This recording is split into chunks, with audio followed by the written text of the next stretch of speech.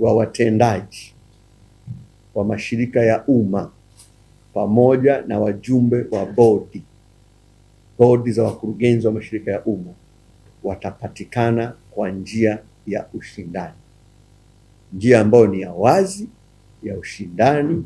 Kila Mtanzania mwenye sifa atapitishwa katika mchakato ulio wazi wa kiushindani ndipo aingie. Kwa hiyo hilo ni eneo ambalo tutakwenda kulisimamia na kuhakikisha kwamba linafanywa kazi. Kazi yangu ni kuhakikisha kwamba tunatoa na kuweka sheria ya kutekelezwa hilo, na kazi ya msajili wa hazina ikishapitia sheria, kazi yake ni kusimamia utekelezaji wake.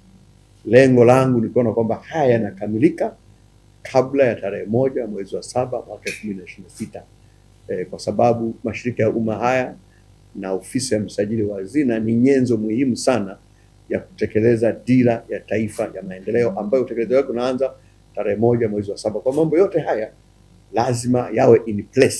Tupo katika hatua za mwisho. Tunatarajia kwamba sheria mpya ya uwekezaji wa umma iweze kufikishwa katika baraza la mawaziri muda mfupi ujao na hatimaye iende bungeni. Lakini muhimu sana ni kuona kwamba tunabaki na mashirika ya umma ambayo yanatija.